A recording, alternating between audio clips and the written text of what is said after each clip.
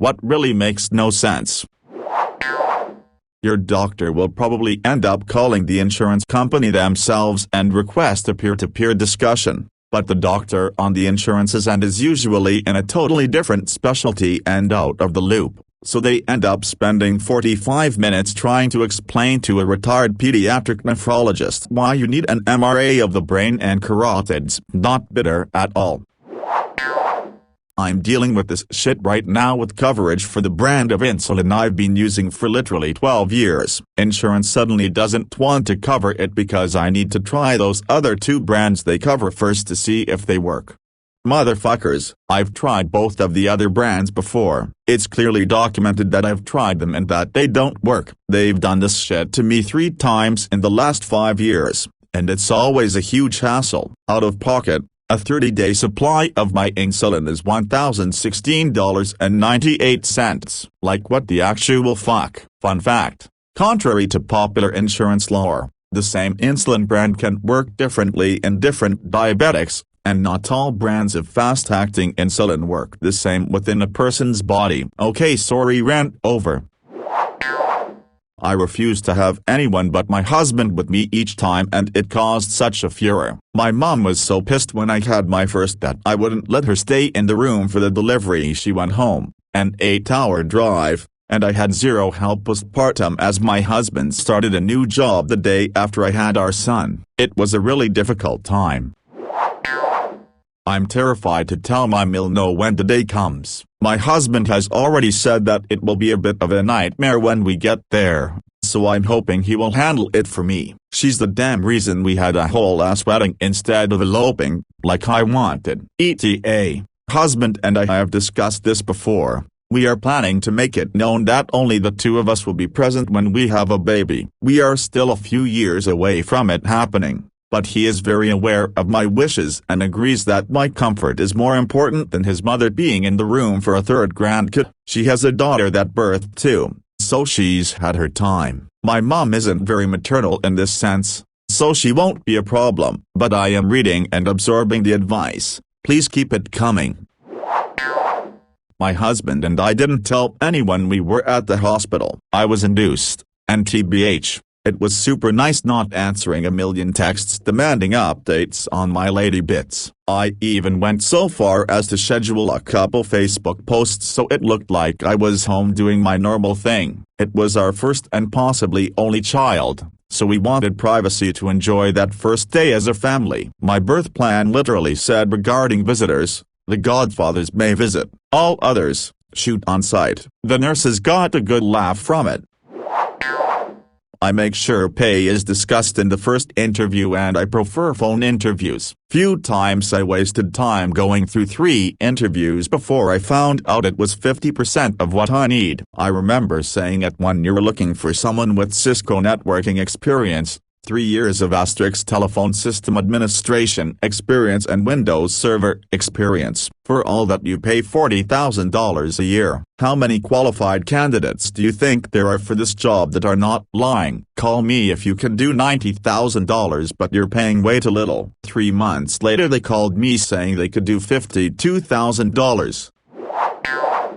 I make it a point to interview at least once a year if at all possible just to see what's out there, and as I've worked my way up in the pay range I've made it a point to start off by telling headhunters and interviewers that my salary expectation would be $30 plus benefits. If they're not competitive with that pay range then I don't want to work with them and it's better that we save each other time. Plus recruiters are honestly freaking stupid. I'm sure there's some smart ones but the ones I've run into take a look at my LinkedIn and say, oh hey yeah you work for this multi-million-dollar company as a systems administrator with 17 years of experience. Well, you're not going to believe the deal I have for you. I'm sure you would love an entry-level help desk position updating computers from Windows 7 to Windows 10 that you would have to move halfway across the country for that pays $10 an hour. It's a 4-month contract with no guarantee to hire and no benefits. It's not technically enough to live on anywhere in the United States of America, but I'm sure you want to uproot your entire life to take this wonderful opportunity to get your foot in the door in information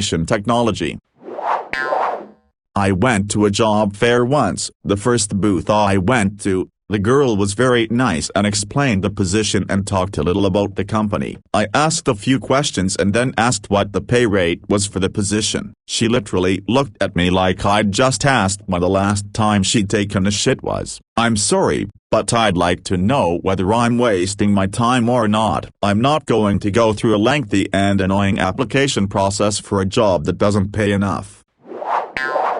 It's more like people trying to find an escape from their depressing, dull, miserable lives. For whatever reason, human mind likes to idealize and dream of a heaven. Celebrities are the closest you get to seeing that kind of life. Seemingly beautiful people, living in luxury, loved by most, popular, happy, and some just like to watch them crash and burn, career-wise. How come in all the Christmas movies, the adults don't believe in Santa, yet not only is he an actual entity in the context of the film, but he's the one putting presents under the tree? Like, where do they think the presents come from? They didn't put them there. It's like not believing in the mailman or something. It doesn't make sense. Dentistry student here, one is constantly breaking down and healing. Because of osteoclast and osteoblast cells, it's constantly remodeling and adjusting to all powers and pressure you put on it. Thus, if you break it and cast it, the osteoclast and osteoblast cells remodel it together. Teeth are something different. It consists of two hard layers, enamel and dentine. Enamel is a very dense crystal. When it forms in your younger years, the enamel-producing cells, ameloblasts, move in layers away from the initial growing point. They can't stay there because of the density of the crystal and die off when they are done. This is because they can't receive nutrients. They can't fix the enamel anymore. Now when you get a cavity, good thing about this is you now have one of the toughest crystals on the planet. Dentine producing cells are different. When a cavity drills through the outer layer, the enamel, into the dentine actually does fight back. This is called the tertiary dentine, which seals off the pipe-like holes between the dentine crystals. This is because odontoblasts can receive nutrients and keep living there in an idle state. They form tertiary dentine because the inner soft layer of your teeth, the pulpa, is in direct contact with your nervous system and bloodstream. When the cavity breaks through this tertiary layer, you feel tooth pain. Edit, spelling and this. The main goal of dentists is to stop a cavity that is forming or prevent one from happening at all. When your enamel is destroyed by a cavity, we don't make a better tooth by filling it. We have to remove all the rotten dentine, because the little hole in the enamel doesn't spread. Under the hole is a huge part of dead dentine, so we have to drill out your whole teeth and remove it before it reaches the pulpa, and you need a root canal or worse. A filling mostly doesn't stay there forever, so brush your teeth twice a day with fluoride. The crystals can be reinforced with fluoride ions, which makes you less susceptible for cavities, and cavities which start opening up by acid-forming bacteria. Your plaque can be stopped by fluoride. Trust me 100% when I say fluoride is safe to use in toothpaste. It doesn't only save your teeth but also your overall health and wallets. All dentists cringe when they see or hear people use fluoride-free toothpaste, or as bad, charcoal paste. Those are made by total hacks who take advantage of you.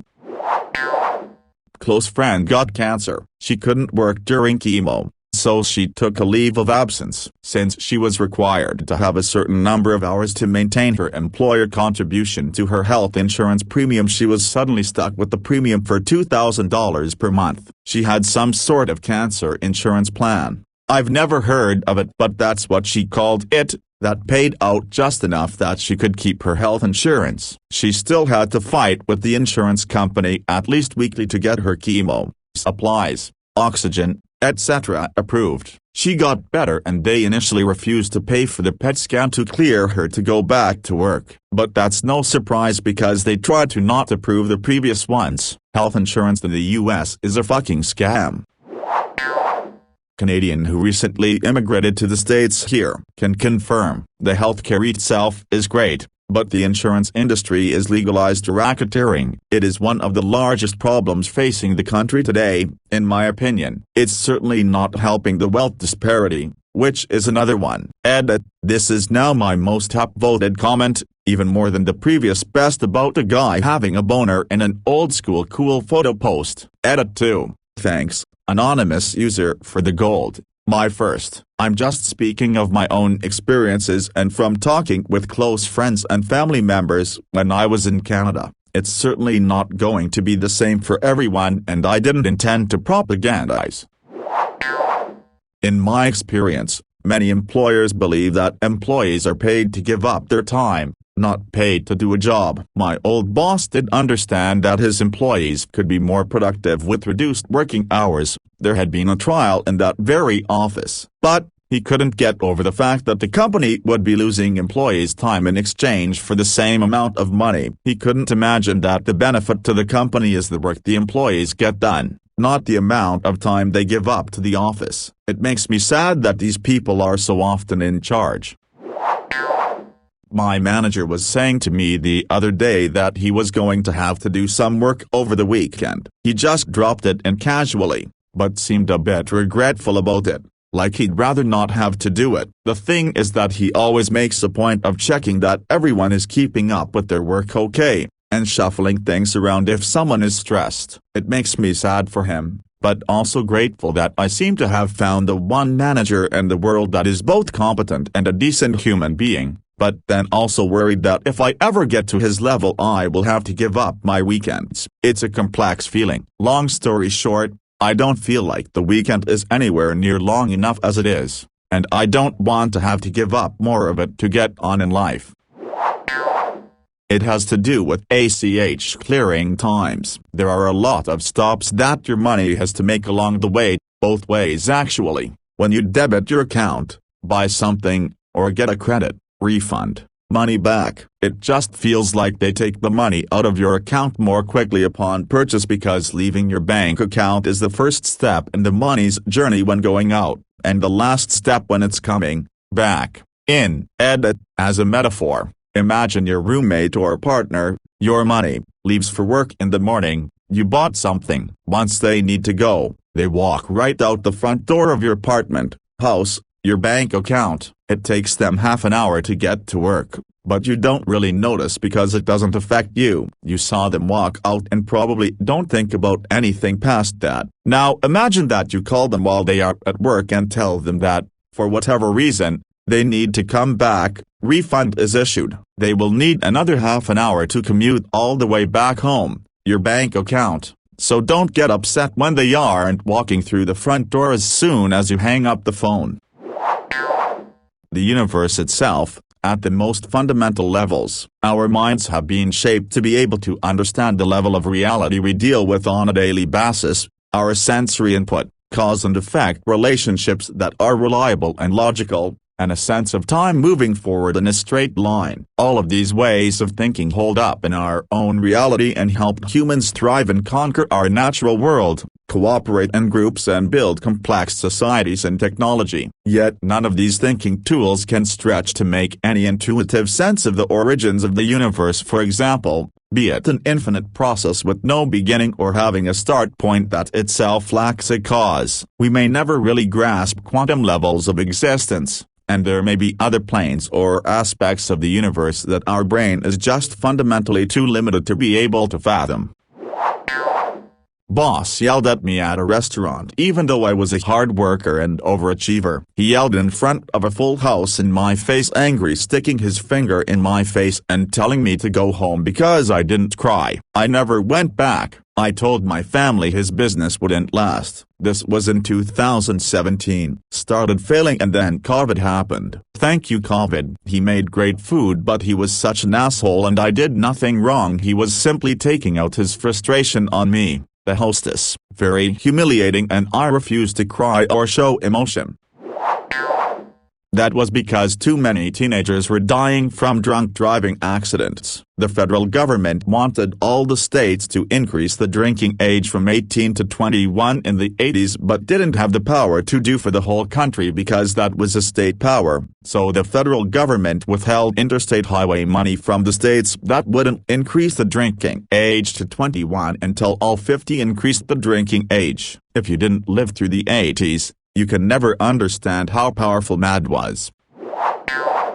My opinion is that those tubs are intended for children. A lot of houses built in the 90s have a garden tub that is adult-sized, but uses a hell of a lot of water. Also, having just replaced a really fucking annoying non-standard length tub and finding out that the standard length is 60, and lot of structural and design stuff would have to change to accommodate longer tubs. You can buy longer tubs currently, if you have the space, they are just more expensive.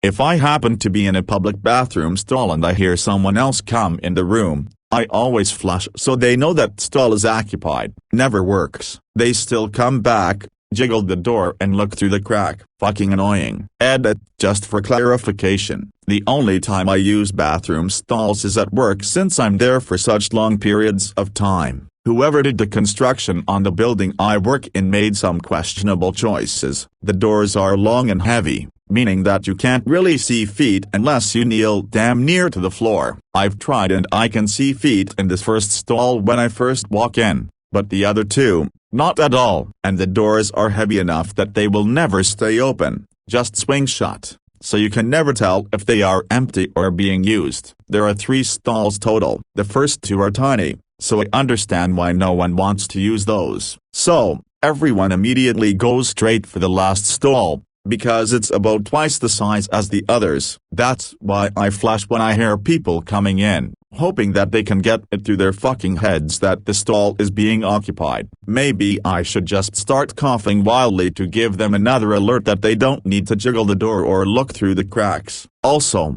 when I hear them walking my way, I just put my head down so I don't make eye contact with them, because that's super uncomfortable and more reason why I hate using public bathrooms. The fact my full-time job requires a college degree to do it, and yet by its income, plus a second gig, I can only afford to rent low-income housing in my state, and that my low-income rent has increased from $820 to $950 a month over the course of 3 years, which is easily taking half of my monthly income. That I am being phased out of living in low-income housing for it not being affordable. The fact that places that are not low-income won't even let me apply to live in them as they don't see how I could afford to live with just 30% taken for rent each month. The fact that the town and state legislators I've expressed this concern to merely responded with form letters stating housing is bad everywhere and offered no insight on what is being done about it. Multi-level frustration really. How everything just exists. Like why? Why is there a giant ball of gas that somehow caught fire? Why are there a bunch of tiny rocks and clusters of liquid and gas hurling around said giant stationary flamethrower? Why did one of those rocks suddenly sprout weird shit that could copy itself? Why did that weird shit that can copy itself turn into giant lizard things? Why did those giant lizard things die then get replaced with slightly less lizard things? Why do those slightly less lizard things learn how to grab stuff and communicate? Now I have to pay taxes and work to afford money to pay taxes, all because some giant ball of gas caught fire and attracted a bunch of other smaller balls of various materials around it. How the fuck am I writing words on a plate with a bunch of lights on it and sending it to other people's plates with lights on it? What is more insane that is actually not a bad rate for the modern way of life and modern health and food safety standards. What is even more insane is that this still would not cause hunger anywhere if wealth and access to food, drink was less lopsidedly distributed between areas. Modern agriculture and other food sources are so insanely efficient that food shortages should theoretically never become an issue, and have been for decades. But since creating convenience food number 82,137 is more profitable than making cheap core foodstuffs available in developing countries. Idioms that have been shortened and lost their original meaning. Example, curiosity killed the cat is supposed to end with but satisfaction brought it back. Blood is thicker than water is supposed to be the blood of the convent is thicker than the water of the womb. Edit. Helpful Redditor just pointed out the second one isn't urban myth. So one last thing that doesn't make sense in this world. After a cursory Google search, the cat one is correct though. Another thing that doesn't make sense. Why people just make shit like this up. If you're already a respected theorist, just make your own phrase. Edit 2. Can you all just pretend I said a few bad apples ruined the bunch is often misunderstood to something that makes no sense because arguing about this is just plain annoying.